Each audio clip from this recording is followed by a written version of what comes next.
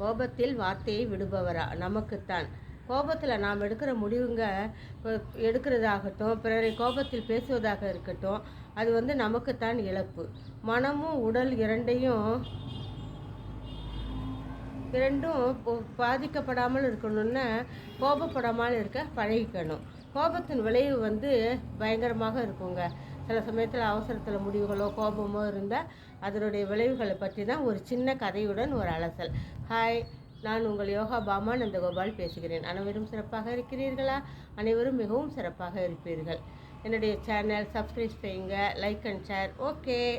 ஒரு ஊரில் ஒரு பெற்றோருக்கு ஒரு குழந்தை பையன், ஒரே பையங்க. அந்த பையன் ரொம்ப செல்லமாக வளர்ந்ததுனால எதுக்கு எடுத்தாலும் பிடிவாதம், கோபம் நிறைய வரும். சரி, கொஞ்சம் வளர்ந்தா திருந்திடுவான்னு சொல்லிட்டு அவங்க அப்பா அம்மா வளர்க்குறாங்க. ஆனால் அவனுடைய கோபம் பெரியவனாக அதிகமாகுதே ஒழிய குறைய மாட்டேங்குது.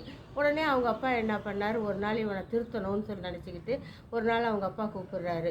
கூப்பிட்ட உடனே ஒரு பேக் நிறைய ஆணிகள் போட்டு எடுத்து கொடுக்குறாரு.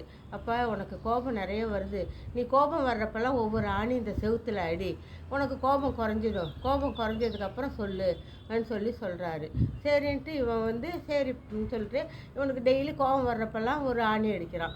ஒரு நாள் 10 அடிக்கிறான், மறுநாள் 9, 8 இப்படியே அடிச்சுக்கிட்டு வர்றப்ப ஒரு நாள் நின்றுடுது. ஒரு நாள் நின்ன உடனே 2 நாள் கழித்து அவங்க அப்பா கிட்ட சொல்கிறான், அப்பா, எனக்கு இந்த மாதிரி ஆணி அடிக்கிறது நின்று போச்சு, எனக்கு கோபமும் குறைஞ்சி போச்சு அப்படின்னு சொல்கிறான். ஒரு நாளாக குறைஞ்சிக்கிட்டு வந்துச்சு. இப்படியே சில நாட்கள் நின்று போனது. ஆணி அடிப்பது நின்னது என்ன காரணம்னா, இவனுக்கு கோபப்படுறதை விட இந்த ஆணி அடிக்கிறது ரொம்ப கஷ்டமாக தெரிஞ்சிச்சு. அதனால் கொஞ்சம் கொஞ்சமாக கோபத்தை குறைச்சி ஆணி அடிப்பதையும் நிறுத்திட்டான். கோபமும் குறைஞ்சிடுச்சு. அப்பா கிட்ட சொல்கிறான், அப்பா எனக்கு ஆணி அடிப்பது நின்றுட்டு கோபம் குறைஞ்சி விட்டதுன்னு நினைக்கிறேன். அப்படியாப்பா, சரி, நான் மாலை அலுவலகம் போயிட்டு வர்றேன், அது வரைக்கும் நீ இந்த அடித்த ஆணியெல்லாம் எடுத்துடுன்னு சொல்லிவிட்டு அவர் போகிறாரு. சாயந்தரம் வராரு. வந்த உடனேயும் அதுக்குள்ளே எஃபெக்ட் கொடுத்து எப்படி ஆணி அடித்தானோ அதையெல்லாம் எல்லா ஆணியும் எடுத்து அதிலே வச்சிட்டான். வச்ச உடனே அப்பா பார்த்தாரு, மாலையில் பார்க்குறாரு. பார்த்த உடனே அவர், சரி, எல்லாம் நல்லா எஃபெக்ட் பட்டு தான் அடித்து எல்லாத்தையும் எடுத்தால் பிடுங்கி வச்சுக்கிட்டு இருக்க. சரி, நான் நீ இப்போ கோபப்பட்டு இல்லை, இப்போ நம்ம கோபப்பட்டோம், ஆணி அடித்த ஆணியெல்லாம் பிடுங்கியும் வச்சுட்ட.